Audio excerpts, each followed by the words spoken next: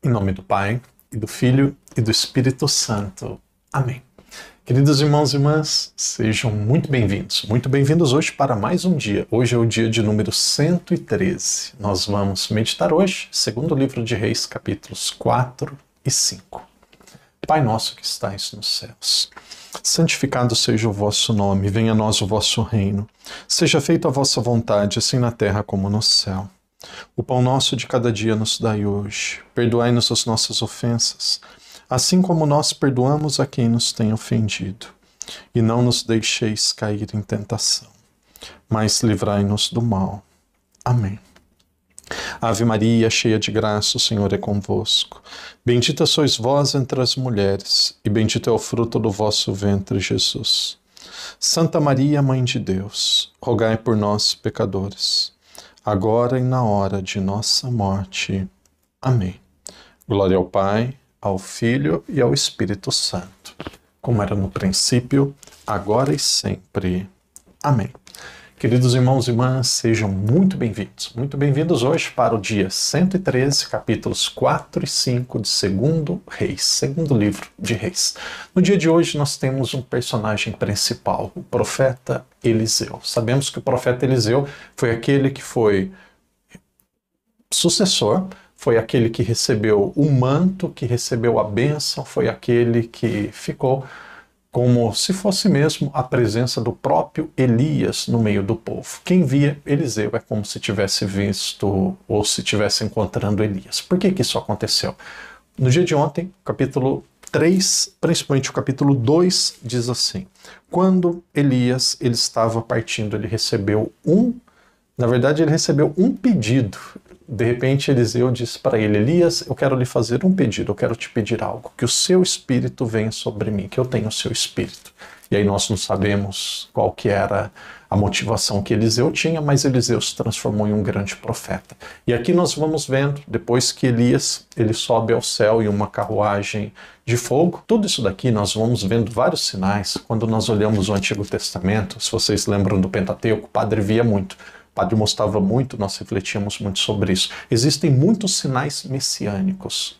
Pessoas, figuras do Antigo Testamento são como uma antecipação do Cristo.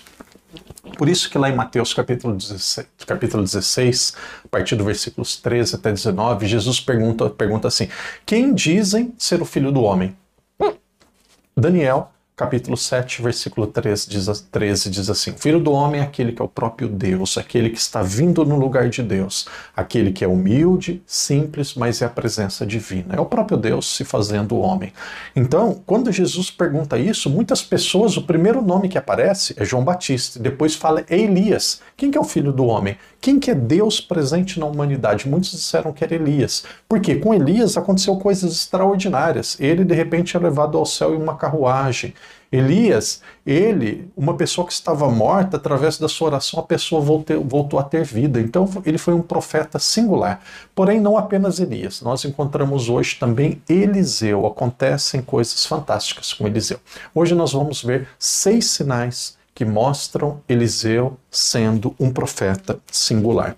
O primeiro deles, no começo do capítulo 4, merece ser até lido. É um grande milagre que foi o óleo da viúva. Então o texto diz assim: a mulher de um dos irmãos dos profetas suplicou Eliseu, dizendo: teu servo, meu marido, morreu, e bem sabes que teu servo temia Javé. Ora veio um credor para tomar meus 2 filhos e fazê-los escravos. Uma viúva ia perder os 2 filhos que iam ser escravos devido a uma dívida do marido que já faleceu. Eliseu disse: que posso fazer por ti?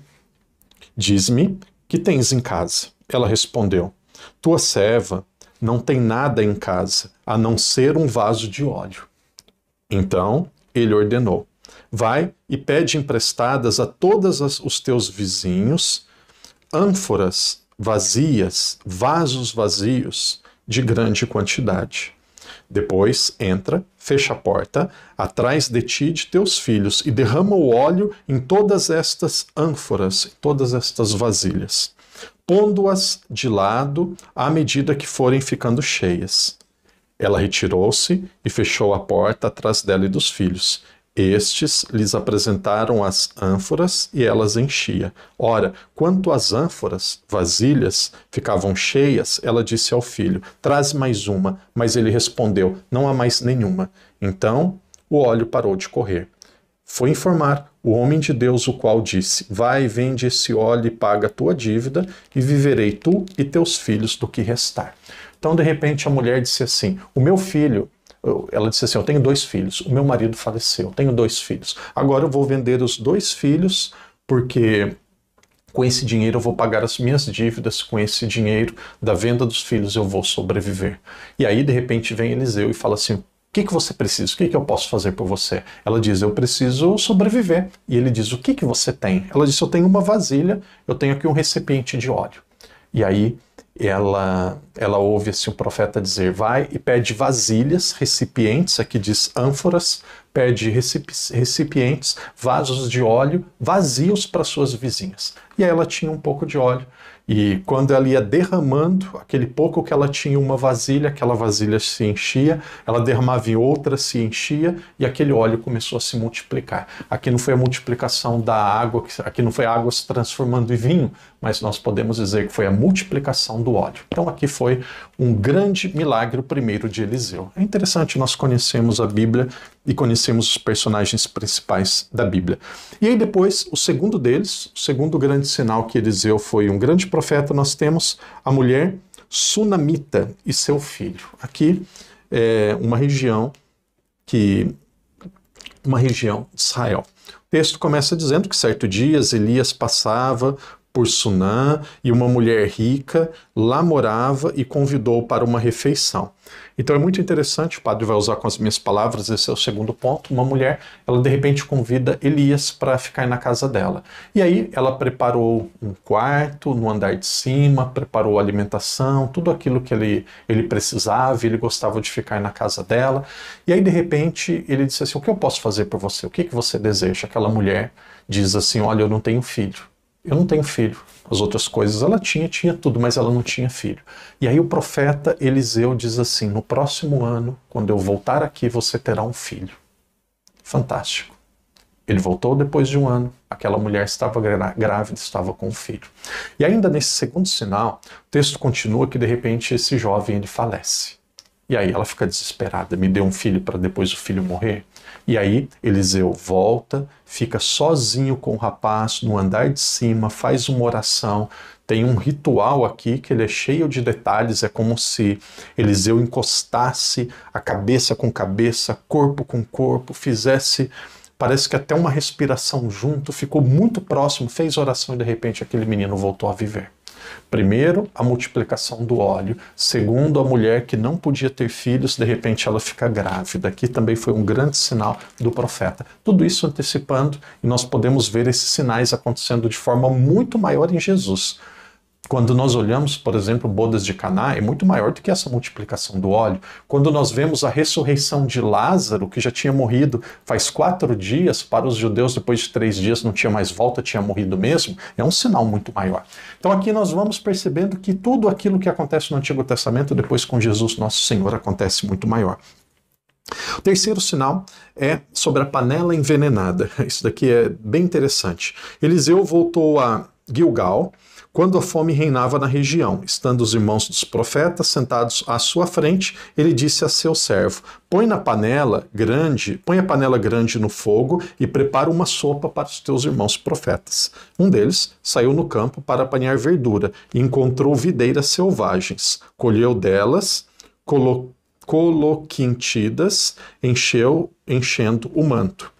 Voltou, cortou-as em pedaços e colocou na panela de sopa, sem saber o que era. Depois distribuiu aos homens para que comessem. Porém, logo que provaram da sopa, alguém deu um grito. Homem de Deus, a morte está nesta panela. E não puderam mais comer. Então Eliseu disse, trazei-me farinha.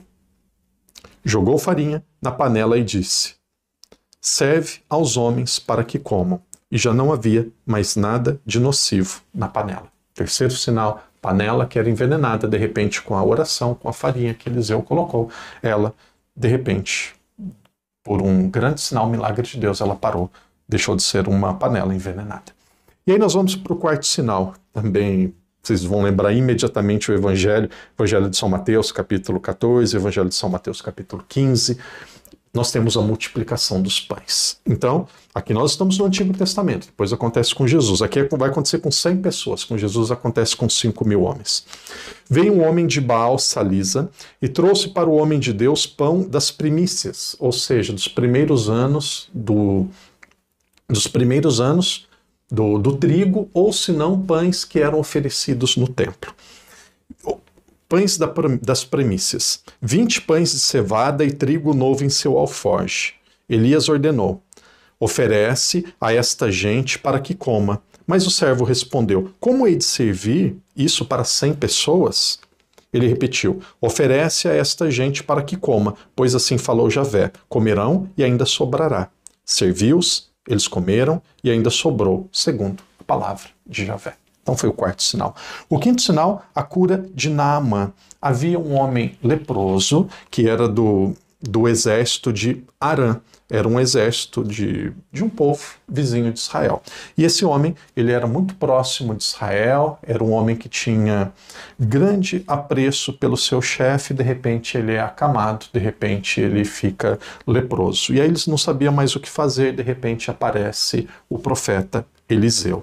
Quando aparece o profeta Eliseu, nós podemos ver isso daqui, a partir do versículo 10, mais ou menos. O profeta Eliseu falou que ele ficaria curado e pediu para ele fazer apenas uma coisa: que ele fosse no Rio Jordão e se banhasse 7 vezes.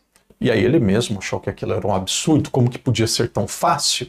E aí ele começou a desconfiar e ficou até zangado. Veja, ele ficou zangado. Às vezes a gente pensa isso, né? Quando a gente tem uma promessa, tem que ser difícil, tem que se machucar, tem que sangrar, sofrer. Parece que quando a penitência é fácil, nem vale. Então vai se banha 7 vezes no Rio Jordão. Ele desconfiou, não aceitou. De repente alguém aconselhou aquele homem, Naamã, e disse a ele: olha, você ouve o profeta. Você pediu, você ouve. Então ele foi 7 vezes, se banhou no Jordão, depois quando ele voltou ele estava curado. Então aqui nós encontramos mais um sinal, nós podemos chamar de quinto sinal. E aí, aqui merece ler, olha o perigo da ganância, o perigo de você utilizar o dinheiro de forma inapropriada. O último sinal, o sexto deles é sobre dinheiro. Nós estamos no versículo 30 do 5º capítulo, aqui merece ler. O profeta Elias, ele tinha um auxiliar, como se fosse também um profeta, como se fosse um secretário. O nome dele é Giezi ou Giese. Ele era servo de Eliseu. Então o homem de Deus disse consigo: meu senhor usou de consideração para com esse arameu, Naamã, não aceitando dele o que havia oferecido. Então o que aconteceu, um pouquinho antes vai explicar melhor a promessa, o que aconteceu, o enredo, a introdução. Esse Naamã, quando ele foi curado, ele disse assim para Eliseu: eu quero te oferecer esses pães, eu quero te oferecer essa doação, eu quero oferecer isso. Quanto mais ele falava, mais Eliseu ficava zangado. Eliseu falou: não, eu não vou aceitar. Eu não aceito, no final não aceitou. Aí olha o comportamento agora deste servo de Eliseu. Ele disse assim: Naamã, então vamos lá. Meu senhor usou de consideração para com esse arameu, Naamã, não aceitando dele o que lhe havia oferecido. Tão certo como Javé vive, vou correr atrás dele e ganharei alguma coisa. Veja o secretário, esse auxiliar Giese. Ele falou assim: o meu senhor, o profeta Eliseu, ele não aceitou nada, mas eu vou ganhar alguma coisa com isso. Eu vou ganhar alguma coisa. Então Eliseu estava num canto, estava fazendo as coisas dele, e aí de repente veio o secretário e falou: eu vou ganhar alguma coisa com isso. E Giese correu no encalço de Naamã. Quando Naamã o viu correndo atrás dele, saltou do carro, foi ao encontro dele e perguntou: vai tudo bem? Ele respondeu: bem. Meu senhor mandou-me dizer, olha como que a mentira, ela começa bem traiçoeira e depois a gente perde o controle. Bem, meu senhor mandou dizer-te, agora mesmo acabam de chegar 2 jovens da montanha de Efraim, mentira, irmãos profetas. Dá para eles, eu te peço. Para eles, era para ele mesmo. Dá para eles, eu te peço, 1 talento de prata e 2 vestes de gala. Naamã respondeu: aceita 2 talentos. Insistiu com ele e atou os 2 talentos de prata em 2 sacos. Junto com 2 vestes de gala, entregou-os a 2 de seus servos, que os levou à frente de Giase. Quando chegou a Ofel. Geazi tomou os objetos de suas mãos e o guardou na sua casa. Depois despediu os homens que se retiravam. Então isso daqui é uma história, corrupção, história de corrupção. Era aquele Naamã, o homem Naamã queria oferecer para Eliseu. Eliseu não aceitou, de repente o homem foi indo embora, ele foi atrás, tem 2 homens da montanha que foram para minha casa, preciso algo. E aí ele ganhou. Ganhou, pegou e levou para a casa dele. Como que a história termina? A história termina assim. Vocês têm na Bíblia, mas como que é bom a gente ler e compreender. A seguir, veio apresentar-se a seu senhor Eliseu. Eliseu lhe perguntou, de onde vens, Geazi? Teu servo não foi a lugar nenhum, respondeu. Mentira, é uma mentira em cima da outra, é uma mentira acima da outra. Eu não fui a lugar nenhum. Mas Eliseu lhe disse, acaso meu espírito não estava presente quando alguém saltou do seu carro ao teu encontro? Agora que recebeste o dinheiro, podes comprar com ele jardins, olivais, vinhas, ovelhas, bois, servos e servas. Mas a lepra de Naamã se apegará a ti e a tua posteridade para sempre. E Geazi saiu de sua presença branco como a neve por causa da lepra. Existe uma linha de autores sagrados, os estudiosos da Bíblia dizem isso, que se chama autores deuteronomistas. E esses autores deuteronomistas têm como se fosse uma escola da Sagrada Escritura que tem essa tendência de dizer, quando a gente age corretamente, nós recebemos a bênção. Quando a gente age de forma incorreta, nós recebemos o castigo. É como se o castigo também viesse de Deus. Então é uma teologia, uma forma de compreender a ação de Deus. E aqui é muito forte, é muito claro isso. Nós sabemos que hoje nós acreditamos cada vez mais, ali Deus ele formava um povo, formava uma identidade. Deus ele não quer castigar. Mas, padre, por que Deus então castiga? Por que Deus permite, às vezes, sofrimento, dores, dificuldades, tantos problemas a nós como permitiu a Ele? A resposta é muito simples. É melhor você ter lepra. É melhor você perder um braço. É melhor, de repente, você perder bens, se converter, abrir os seus olhos e ir para o céu, do que pecar, errar, continuar no erro, não acontecer nada e depois ir para o inferno. Isso daqui é para a pessoa, ela se perder ou perder algo físico, biológico e até material, abrir os olhos e se converter e depois ganhar a eternidade. Então isso daqui é tudo fruto da pedagogia divina. Irmãos e irmãs, um dia de hoje muito interessante, muito interessante. Amanhã nós vamos continuar e vamos ver a grandiosidade, nós vamos continuar vendo a grandiosidade dos atos deste profeta, do profeta Eliseu, profeta lá do norte, das 10 tribos do norte, que nós chamamos de Israel. Então amanhã, mais um dia do do segundo livro de Reis. Uma vez mais, o Padre aproveita e convida você. Se você deseja pisar nos lugares que aconteceu, principalmente o Novo Testamento, principalmente ali no norte da Terra Santa, nós vamos ter uma peregrinação para a Turquia, para a Polônia e também para a Itália. Você é o convidado do Padre, nós vamos ter cursos bíblicos presencialmente, missa, confissão e vários momentos de espiritualidade. Então não perca esta oportunidade. Nós sairemos, se Deus quiser, dia 18 de julho. Irmão e irmã, que Deus te abençoe e que Deus te proteja. E amanhã nós vamos para os capítulos 6, 7 e 8 de 2 Reis. Em nome do Pai, do Filho e do Espírito Santo. Amém.